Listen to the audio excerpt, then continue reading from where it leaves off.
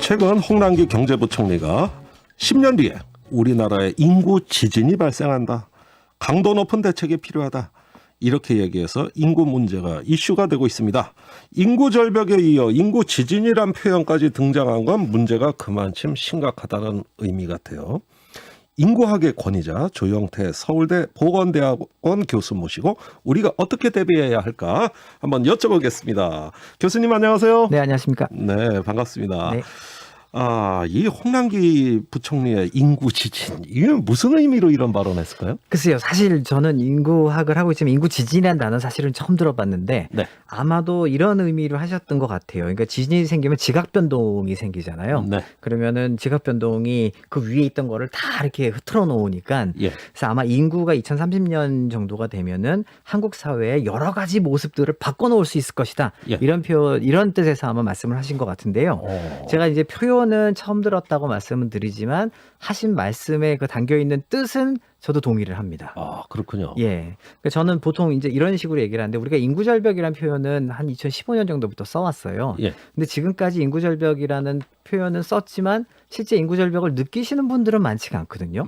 인구절벽이 왔으면 뭔가 사회가 바뀌었다 이런 느낌이 와야 되는데 예. 별로 편한 게 없는 것 그렇죠. 같아요. 영유아 예. 산업에 계신 분들은 아마 이해하실 것 같은데 다른 아하. 산업에서는 잘 이해를 못 하실 거예요. 예. 근데 이게 전국의 모든 우리나라 전체의 모든 사회 구조가 바뀌어 갈 정도로 영향을 줄 때쯤이 2030년, 32년 이 사이에 올 가능성이 매우 큽니다.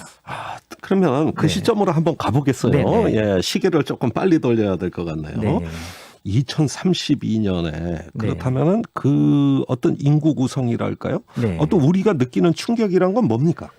일단은 이럴 것 같습니다. 이 지금 현재 오늘에 비교해서 예. 2030년까지 일하는 인구가 우리 보통 한 25세에서 59세가 일을 제일 많이 하잖아요. 예. 그러니까 그 연령대의 인구로만 봤을 때 오늘부터 시작해서 2030년까지 한 233만 명이 없어집니다. 없어져요? 그러니까 없어진다는 게 이제 노인이 돼서 이렇게 빠져나가시는 거죠. 그러니까 예. 60세에서 넘어가는 거죠. 노인은 아니고. 그렇죠. 예, 그러면은 233만 명이 전체 인구에서 차지하는 비중이 적지 않고요. 예. 그다음에 제가 2032년은 말씀드렸는데 앞으로 11년 남았는데 그때가 되면 부산시 인구 하나 한 330만 명 정도가 예. 또 일하는 인구에서 빠져나가게 됩니다. 예, 그때가 언제라고요? 2032년. 2032년. 예, 그러니까 앞으로 11년 남은 거죠. 아, 그래요. 근데 그 정도가 되면은 그 전체 일하는 인구가 우리 한국 사회가 지금 한 5천만 인구가 되잖아요. 예. 그 중에서 이제 2,500만 명 밑으로 일하는 사람이 빠지는 거예요. 예. 예, 그러니까 한마디로 지금까지 한국 사회가 사람도 늘어나고 가구의 숫자도 늘어나고 사회 구조도 그거에 따라서 만들어져 있었는데 네. 그게 이제 인구도 줄어들게 되고 그때가 되면 가구 숫자가 늘어나는 것도 예. 아주 둔화가 되거나 이제 줄어들게 시작을 하거든요. 예. 예, 그렇게 되면은 이제 사회에는 여러 가지 변화를 이제 경험을 할 거예요. 예. 그러니까 뭐 예를 들면은 이제 다운사이징이라는 우리 단어를 지금 쓰고 있는데 예. 다운사이징을 느끼지 않을 곳은 아마 노인 관련된 산업 말고는 없지 않을까. 아, 그렇군요. 예, 이런 생각이 들어요. 예, 다운사이징, 축소된다는 뜻이에요. 그렇죠. 예. 예. 아니, 지금 우리나라 이 출산율 상황이 얼마나 나빠지길래 11년 후에 그런 대규모 충격이 옵니까? 네, 사실 이 아이들 줄어든 것 때문에 11년 후에 대규모 충격이 오는 건 아니고요. 예. 아이들은 오늘 태어난 아이들이 25살이 되려면 아직도 25년이 걸리잖아요. 그렇죠. 그러니까 이 이야기는 제가 10년 뒤에 이런 일이 온다라고 말씀드린 거는 이미 다 만들어졌던 이야기예요. 그러니까 이미 20년, 30년 전에 만들어놨던 정해진 미래가 이제 오는 겁니다. 정해진 미래. 쓰신 책도 원래 그렇죠. 정해진 미래 네. 예전에 쓰셨죠. 그렇죠. 예. 예. 그 정해진 미래라는 거 뻔히 알고 있었는데 다 네. 예고된 건데. 그렇죠. 그런데도 이렇게 체감 못하고 국가가 이렇게 천하태평이 되는 겁니까? 글쎄요, 뭐 이거? 국가가 천하태평이라고 이야기를 하면 아마 홍남기 부총리도 무슨 소리냐, 내가 인구지진이라는 얘기까지 썼는데 예. 이렇게 말씀을 하실 것 같고요. 그러니까 국가도 대응을 하기는 했었던 거였는데 네. 그 대응이 시기를 좀 놓친 게 아닌가라는 생각도 조금 듭니다, 저는. 아이고, 이거 방송하면서 제가 약간씩 조금 불안해지기 시작했어요. 아이고, 이거 뭐 큰일 난 거 아니냐 네. 싶은데. 자, 이걸 그러면 여쭤보지 않을 수가 없어요. 인구 꼭 늘어야 되는 거냐? 아니 원래 옛날에는 너무 많이 늘어났지 않느냐. 그러면 그렇죠. 이제 줄어드는 게 오히려 네네. 나중에 경쟁도 줄이고 말이죠. 그렇죠. 예. 우리나라 인구 밀도 너무 많은데 맞습니다. 식량 부족, 지구 환경 파괴 이런 문제 그렇죠. 해결 좋은 거 아니냐? 예. 이렇게 얘기할 수 있어요. 실제 뭐 그 말씀이 틀린 것도 아니에요. 맞긴 맞는데 이제 문제라고 저희가 인식되는 이유가 크게 두 가지가 있습니다. 첫 번째는 변화의 속도가 너무 빨라요. 너무 그러니까 빠르다. 사회 구조가 이렇게 인구가 바뀌어 나가면 사회 구조도 따라서 바뀌면 되는데 예. 그 사회 구조가 바뀌는 속도가 더 늦는 거예요. 인구는 더 빨리 바뀌어 나가고. 예. 그러니까 인류의 역사상 이렇게 인구가 빨리 바뀐 적이 있을까? 전쟁도 안 났는데 저희가 따져보면 그 없는 것 같아요. 야, 그러면 전쟁이나 대규모 전염병이나 뭐 이런 그런 사태 때도 것보다 지금 불가능- 더 빨리 더 빨리? 인구가 지금 우리나라 그러니까 인구가 바뀌고 있어요. 그러니까 예. 예를 들면 이런 겁니다. 지금 대학들이 올해부터 벚꽃 엔딩이라는 표현 아마 들어보셨을 거예요. 벚꽃 지방에 있는 엔딩? 대학들이 어려움이 왔다. 아, 네. 그렇죠. 예. 그러면 그 어려움이 온 게 만일에 대학에 들어올 아이들의 숫자가 천천히 줄어들면 예. 그러면 대학들도 이제 줄어드는구나라는 걸 느끼면서 변화를 하면 되는데 예. 이게 지금 변화되는 속도가 너무 빠른 것이 얼마나 빠르냐 하면 예. 한 작년에 비해서 올해 대학을 1학년 입학한 아이들의 숫자가 예. 한 20만 명 정도가 줄어들었습니다. 아우, 1년에. 그렇게 많이 줄었습니까? 네. 그래서 지금 대학들이 작년까지만 해도 에이 뭐 괜찮겠지 하다가 갑자기 느낀 건데요. 예. 이게 올해만 나쁘고 내년부터 다시 좋아지면 문제는 없을 거예요. 근데 이게 앞으로 계속 이렇게 될 거라는 거예요. 그게 너무 빨리 진행된다. 그렇죠. 이런 것들이 너무 빨리 되고 그다음에 고령화 속도도 너무 빠르고 예. 그다음에 제가 아까 말씀드린 것처럼 10년 만에 노동시장에서 일하는 사람이 부산시 인구 하나만큼 없어지는 거니까 예. 이런 변화를 우리가 감내할 수 있느냐 그게 이제 첫 번째 문제고요. 예. 두 번째 문제는 인구가 이렇게 국내 인구가 줄면요. 예. 예를 들어서 기업도 제가 해외 시장을 이미 개척을 해놨어요. 그럼 예. 국내 인구가 줄어드는 게 큰 문제가 되지 않습니다. 음흠. 해외로 가면 되니까. 예. 근데 내가 가지고 있는 시장이 저는 국내 시장밖에 없어요. 네. 그럼 국내가 이렇게 줄어들게 되면 저는 큰 문제잖아요. 어허. 근데 이 두 사람 사이에서 누구는 문제가라고 이걸 인식을 하고 예. 누구는 문제라고 인식을 하지 않는 사이에 둘이서 뭔가 뭐 교감도 있어야 되고 공감대도 있고 사회 구조를 이렇게 바꾸자라는 게 가능해야 되는데 예. 그게 불가능합니다. 왜냐하면 누구는 문제가 아니라고 얘기하고 누구는 문제이니까. 예. 그래서 이 공감대의 컨센서스가 이루어지지 않는 상황 속에서 이 격차가 더 커질 거예요. 그래서 저는 인구 구조의 변화가 예. 우리 한국 사회의 경제적인 불평등을 더 심화시킬 것이다.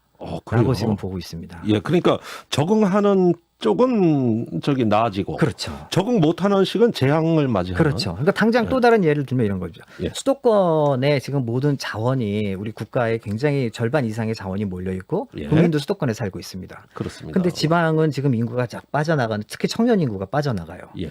지방에서는 지금 뭐 인구 때문에 난리다고 하지만 사실 서울시에서는 별 문제가 없거든요. 음흠. 그럼 서울과 수도권의 인구가 절반이나 몰려 사니까 네. 지방의 이야기를 안 들어도 그만이에요. 음흠. 그 사이에 지방 인구는 지금 지방은 계속 우리한테 뭘 해달라 그러지만 예. 서울과 수도권은 뭐 우리는 아무 문제 없는데 그 사이에 이 격차가 더 커질 겁니다. 10년 뒤에는 지역 간의 격차. 지역 간의 격차도 더 커질 거예요. 예. 그래서 이런 것들이 우리가 물론 뭐 우리나라 인구가 전 세계 기후 변화가 인구 때문에 뭐 발생한 면이 없지 않으니 음흠. 우리나라 인구가 줄어가지고 좀 기여하면 어때요?라고 그렇게 좋은 뭐 좀 이렇게 좀 음흠. 아름답게 이야기를 할 수도 있는데 예. 그 아름다운 이야기 하는 동안에 제가 말씀드린 것처럼 국내 시장밖에 없는 사람들, 예. 그다음에 지역, 네. 그다음에 대학도 지역대학들 이런 데는 그냥 이제 죽어가는 겁니다. 그러면 양극화가 아주 극심하다. 될 가능성이 매우 훨씬 크죠. 악화된다. 네. 아니 그나저나 지금 지방 소멸하는 지역이 있어요. 네. 예, 그래가지고 이제 행정기관이 뭐 전국의 기초단체 226개, 네. 또 시도 광역단이 17개 이러는데 이런 행정 체계도 이게 존립이 되겠습니까? 그거 안 됩니다. 그거 사실 안 다 돼요? 바꿔야 되고요. 예, 이게 왜 안 되느냐 하면은, 그러니까 우리가 모든 국민한테 이거 한 20년 전에 우리가 지방자치라는 제도를 만들었을 때 1996년이었나요? 이게 95년에 95년. 지방선거로 예, 지방선거를 됐죠. 했죠. 예. 그러니까 벌써 뭐 25년이 넘었네요. 예, 그거 만들 때의 인구 구조하고 예. 지금의 인구 구조는 완전히 다르거든요. 그렇군요. 그러면 이제 앞으로 10년 뒤에는 또 달라질 건데 음. 지금 우리는 그 인구 구조 25년 전에 인구 구조에서 만들어 놓은 예. 행정 구조를 지금도 유지하는 거예요. 그거는 사실은 말이 안 되는 거고요. 말이 안 되죠. 어떤 지역은 뭐 거의 인구가 없는 그렇죠. 지역인데. 근데 생각해 보세요. 그 지역이 이제 당신네들은 인구가 없으니까 예. 여기는 이제 군수도 뽑지 말고 예. 그다음에 국회의원도 뽑지 맙시다. 그럼 예. 거기 이제 또 난리가 납니다. 난리 나죠. 매년 선거법 개정이 국회에서 매 회기 때마다 그 그렇죠. 진통을 겪고 있는 게 국회 바로 계실 그- 때 아마 아셨을 텐데. 예. 그래서 그런 거가 바로 제가 말씀드린 것처럼 사회와 사회 구조라는 게 이미 만들어진 게 있는데 이게 천천히 바뀌면 되는데 예. 인구가 너무 빨리 바뀌는 거예요. 근데 우리 사회는 그거 못 쫓아가죠. 이게 뭐 예. 옛날에 우리 표현에서 보면 문화 지체 현상 이런 것처럼 예. 지금 뭐 인구 때문에 인구 지체 현상이 발생하는 막 어허. 그렇게 이해를 하시는 게 좀 좋을 것 같습니다. 아니 인구 감소도 재앙인데 거기다가 이런 불평등 양극화 어떤 격차가 더 확대된다는 건 우리 사회가 재앙으로 가는 거 아니냐. 아니 이거 막아보려고 왜 뭐 지방으로 뭐 정부 기관 이전하고 노력 그랬죠. 많이 했잖아요. 근데도 더 악화돼요. 그렇죠. 그러니까 이게 저는 이렇게 생각합니다. 이미 15년 전이었죠. 예. 노무현 대통령이 혁신 도시라는 거를 만들어서 너무 서울로 집중된 거를 한번 막아보자라고 그 당시에 했었는데 예. 저는 거기까지는 너무 잘했다고 생각을 합니다. 그런데 이게 진행이 되면서 정치적인 이유로 예. 동네 지역마다 이제 쪼개서 10개로 나눠주기 시작을 합니다. 혁신 도시 다 짓고 그렇죠. 다 분산시키고 다 분산시켰죠. 그러니까 예, 이거는 그렇지 않아도 이게 사실은 이제 이게 청년 인구가 굉장히 그 당시 청년, 지금은 이제 중년이 됐지만 예. 청년 인구는 과거에도 그렇고 지금도 그렇고 도시에서 모여서 사는 걸 더 좋아하거든요. 그래야지 예. 더 힘도 나고. 그렇죠. 그런데 이거를 쪼개 놓은 거예요. 예. 이름 말만 혁신 도시지 사실 가보면 아무것도 없는. 그래서 짓다만 혁신 도시 수두룩해요. 네, 그래서 예. 그런 식으로 그 당시 안 했었으면 오히려 그때의 모든 역량을 한 곳이나 두 군데, 그것도 새롭게 짓지 말고 원래 있던 대도시에다가 예. 다 썼으면 아마 지금은 상황은 좀 달라졌을 것 같아요. 알겠습니다. 그런데 그 노무현 대통령 당시에도 지금과 같은 출생률 저하, 뭐 교수님은 출산율이 맞다고 그러시는데 어쨌든 출산율 저하를 과연 예상했겠느냐. 최근에 5년간 그 저출산 정부 예산이 200조입니다. 200조. 네. 아니 그런데도 효과가 없네요.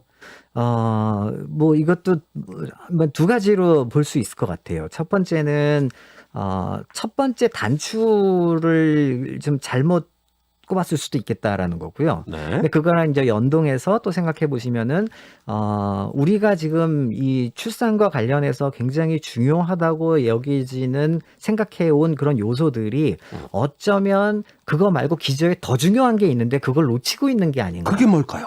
그게 이제 저희 연구실에서는 어떻게 생각을 하냐면요. 방금 전에 우리 말씀 나눴던 그 서울과 수도권으로의 자원과 인구의 집중. 예. 그게 가장 큰 근본적인 원인이라고 저희는 보고 있습니다. 그렇습니까? 그러니까 이게 한번 생각해 보세요. 그냥 이렇게 제한된 공간이 있는데 그 예. 공간에는 자원도 이제 제한적이겠죠. 근데 그 안에 그러니까 개체 수가 늘어나요. 우리 그냥 생명체라고 생각을 해보세요. 예. 사람이라고 생각하지 마시고. 예, 갑자기 생물학과로 분위기가 바뀐 것 네. 같아요. 강의실이. 예. 네, 그냥 개체 수가 막 늘어나요. 그럼 이 하나의 개체당 쓸 수 있는 자원의 양이 줄어들겠잖아요. 예. 그걸 줄어들면은 경쟁이 막 심화됩니다. 그러겠죠. 네, 경쟁이 심화되면 생명체의 가장 근본적인 본능은 어찌 보면 두 가지일 거예요. 하나는 생존 본능과 예. 하나는 재생산 본능일 거예요. 예. 그러면은 생존 본능이 우선하겠습니까? 재생산 본능이 우선하겠습니까? 당연히 생존 본능이 그렇죠. 우선하겠죠. 지금 현재 서울로 집중되어 있는 청년들의 모습, 그게 과거서부터 계속 이게 축적이 되면서 네. 서울과 수도권으로 이렇게 청년이 집중이 되고 그러면 청년들이 느끼는 감정은 내가 쓸 수 있는 자원의 양이 부족하다. 그러면 그건 재생산이 중요한 게 아니고요. 그때는 내 생존이 더 중요합니다. 거기에서 경쟁이 심하니까 스펙을 더 쌓아야 돼요. 예. 그럼 스펙을 더 쌓으려고 하니까 경쟁이 더 심화되고 예. 그게 바로 지금 우리나라의 초저출산, 예. 전 세계에서 어디서도 찾아볼 수 없는 초저출산의 원인이 근본적인 원인이 바로 모든 것이 다 수도권에 몰려있기 때문이다라고 볼 수가 수도권 있죠. 집중이 극단적 경쟁을 몰고 오고 그것이 그렇죠. 저출산으로 연결된다. 그렇죠. 이런 맥락을 지금 강조하시는 맞습니다. 거예요. 예. 아유, 어느 나라도 한 번도 안 가본 길입니다. 그럼요. 예, 이건 전쟁보다 더한 사태니까. 네, 그러니까 우리나라처럼 지향점이 갈 수 있는 지향점이 한 곳밖에 없는 나라는 도시국가밖에 없어요. 네, 싱가포르 같은데. 홍콩, 싱가포르, 마카오 이런 도시국가들은 갈 데가 한 곳밖에 없으니까 거기 출산율이 낮아요. 아, 그 세 군데가 전부 중국한테 지금 아주 몹시 시달리는데. 예. 네, 네. 근데 우리나라는 그리고 도시국가도 아닌데 지금 지향점이 심리적인 지향점도 그렇고 특히 청년들한테 뭐 자원의 지향점이 전부 다 서울로 집중이 되고 있어서 예. 그게 해소가 되지 않는 한 제가 볼 때는 아무리 뭐 보육시설이 좋아요. 지금 왜냐하면 정부는 보육 환경에다가 200조 쓴 거에 70%를 보육 환경 개선에 지금도 넣고 있거든요. 예. 그래서 그게 아무리 좋아진다 하더라도 출산율이 올라갈 가능성은 희박하다라고 보고 있습니다. 아우, 제가 어떤 여성들한테 들은 얘기인데요. 애를 낳는 게 왠지 죄 짓는 것 같다. 네. 아이한테 이런 세상을 살으라고 하는 거 아니냐. 네, 네. 그래서 출산 자체가 왠지 죄책감 같은 그런 감정이라는 거예요. 글쎄요, 예, 그럴 수도 있습니다. 근데 그것도 있겠지만 저는 이제 여기에서 심리적인 거는 약간 이런 게 있을 것 같아요. 우리 청년들이 지금 완벽한 부모가 되어야겠다라는 어떻게 보면 이제 완벽한 부모 되기 신드롬? 그러니까 무슨 말씀이냐면은 워낙 이 교육 수준도 높고 그다음에 어렸을 때 물질적으로 풍족했기 때문에 네. 내가 생각하는 나의 결혼한 다음에 우리 애한테 줄 수 있는 어느 정도의 기대치가 너무 높아요. 예. 근데 그 높은 게 이상한 게 하나도 아니거든요. 왜냐면 우리는 교육도 잘 받았고 이렇게 해왔는데 그래서 내가 완벽한 부모가 될 때까지 기다립니다. 그 시점이 계속 이 뒤로 미뤄지게 되면 예. 아무래도 결혼할 수 있는 가능성도 낮아지게 되고 예. 또 아이를 하나 난 다음에 둘 낳을 수 있는 가능성도 낮아지게 되죠. 그렇죠. 근데 여기서 내가 완벽한 부모가 되려면 나 혼자의 능력으로 가능한 사람은 많지가 않아서 예. 이 시점이 계속 늘어나거나 예. 혹은 나의 부모님이 예.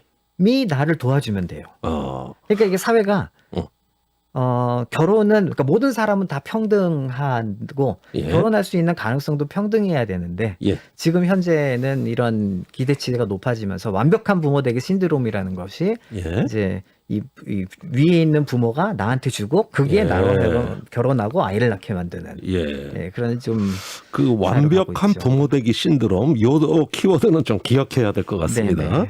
자, 제가 요즘 저도 뭐 학교에 있습니다만은 네. 결혼할 생각들을 안 해요. 네. 그리고 친구가 결혼하면 어색해해요. 네. 예, 이렇게 결혼에 대해 가지고 완전히 정서적으로 괴리된 세대, 네. 저는 처음 보는데 네, 네, 그렇죠. 이게 다 같은 이유입니까? 그러니까 뭐 그렇죠. 같은 이유이고요. 그래서 그런 측면에서 저는 뭐 한켠에서는 우리나라의 그 혼인제도가 너무 뭐랄까, 이렇게 스트릭트하기 때문에 예. 혼인제도가 오히려 좀 완화되어야만 결혼하지 않고도 아이를 낳을 수 있게 가야 된다라는 거를 한켠에서 이야기를 하고 있습니다. 예, 근데 그게 뭐 틀린 말씀이 저는 아니라고 생각이 들고요. 예, 물론 이제 결혼을 하든지 안 하든지 중요한 건 내가 준비가 되어 있지 않으면은 사실은 이 결혼과 문제 상관은 없거든요. 네, 근데 그럼에도 불구하고 저는 이 준비 중에 하나가 결혼이냐 아니냐 이거는 아마 다음 세대 정도가 오게 되면 우리나라도 조금 이제 좀 이게 자유로워지지 않을까라는 생각이 좀 듭니다. 그렇군요. 알겠습니다. 자, 앞으로 이런 인구 압박 문제를 그러면 어떻게 대비해야 되느냐? 네. 예, 이 뭐 앞으로 정년이라든가 네. 이런 것들 다시 다 재조정해야 될 텐데 그럼요. 어떤 방법이 있을까요? 정년도 재조정을 해야 되고 그다음에 국민연금도 재조정을 해야 되는데 예, 가장 뭐 시급한 거는 제가 생각할 때는요. 그러니까 인구학에서 제일 중요한 게 인구학의 큰 장점은 언제 뭐가 바뀐다는 시기를 알 수가 있어요. 예. 이 시기를 잘 활용해서 우리한테 이제 시급한 문제 현안들을 예. 언제부터 이걸 바꿔야 되는가 이걸 한번 볼 수가 있거든요. 예. 그럼 어떤 문제를? 근데 그 중에서 풀어야 제가 될까요? 생각할 때는 좀 우리가 반드시 한번 짚고 넘어야 될 게 이 정년 문제예요. 예. 근데 왜냐하면 아까 맨 처음에 모두에 제가 일하는 인구가 부산시만큼 하나 없어진다. 빠지잖아요. 그러니까 예. 그걸 막아야 되는데 거기에 외국인을 받는다. 그때까지 외국인을 300만 명을 받는다. 현실적으로 불가능하고요. 네. 그다음에 우리나라가 외국인이 들어와서 편한 나라도 아니기 때문에 예. 그건 장기적으로 생각을 할 일이고 단기적으로는 결국에는 일하는 사람이 계속 일을 할 수 있게 해줘야 되는 거고 예. 그렇다면 그건 이제 정년 연장인데 예. 근데 여기서 중요한 단서가 두 가지가 있습니다. 네. 이 조건이 첫 번째는 당장 하는 정년 연장이 아니에요. 정년 예. 연장은 당연히 딱 벌써 우리 정년 연장 얘기가 나오면 청년들이 싫어하잖아요. 그렇죠. 지금의 청년들한테는 당연히 싫습니다. 왜냐하면 지금의 청년들이 한 70만 명 정도가 예. 이 한 연령대에 있기 때문인데 음. 요게 2027년 8년이 되면 예. 이번에 대학 들어온 애들이 대학 들어가기가 되게 쉬워졌거든요. 왜 예. 숫자가 줄었다고 말씀드렸잖아요. 예. 그 줄어든 애들이 노동시장에 들어올 때 즈음이 가장 적기예요. 아. 예, 걔네들이 들어올 때는 청년 노동시장이 지금 이제 일본에서 벌어지고 있는 예. 청년을 못 찾아서 일자리가 지금 남는다 뭐 이런 얘기 하잖아요. 그렇죠. 예, 그런 일이 이제 우리나라도 생길 수 있는 가능성이 열리는 거고요. 그게 첫 번째 조건입니다. 당장이 아니라 그 시기가 네. 2027년 이후다라는 예. 거고요. 그때는 인구 구성이 달라지기 때문에 그렇죠. 예, 그때 도입할 만하다. 그렇죠. 그다음에 두 번째 예. 조건이 더 중요합니다. 네. 그냥 정년 연장하면서 지금의 이런 뭐 노동 혹은 뭐 근로 체계를 그대로 유지할 수는 없다. 예. 왜냐하면 우리가 나이가 들면서 생산성이 떨어지거든요. 음흠. 그러니까 나이가 들어서 생산성이 떨어지는 걸 유지하면서 이 연금 이 뭐라 그러죠? 호봉제로 가는 예. 건 불가능하다. 그래서 노동 유연화도 사실 동시에 같이 생각을 해야 됩니다. 예. 노동 유연화는 원래 반노동 용어라 그래가지고 진보 쪽에서 아주 싫어하는 용어인데. 뭐 그렇긴 하죠. 그러나 예. 이게 싫어한다고 국가가 살아갈 수 있는 길은 아니기 때문에 그래서 알겠습니다. 네. 연금은 어떨까요? 이게 가장 뭐 위기일 거라 그러는데. 연금도 그냥 이게 그러니까 이런 거예요. 정년 연장이 그런 두 가지 선제 조건을 만족한 상황에서의 정년 연장이 되지 않으면 예. 그러면 연금 개혁은 사실 불가능하거든요. 어허. 왜냐하면 연금을 개혁할 수 있는 방법은 조금 받거나 예. 받는 시기를 뒤로 가야 되는데 그거 둘 다 불가능한 거예요. 네. 받는 시기를 뒤로 가기 위한 방법이 일을 더 할 수밖에 없고. 역시 정년 연장이군요. 근데 그냥 정년 연장이 아닙니다. 예. 반드시 노동 유연화가 같이 따라가야 같이 돼요. 들어가는 정년 네. 연장. 네. 알겠습니다. 자, 이게 시간이 많지는 않은데요. 이거 한번 꼭 여쭤보고 싶어요.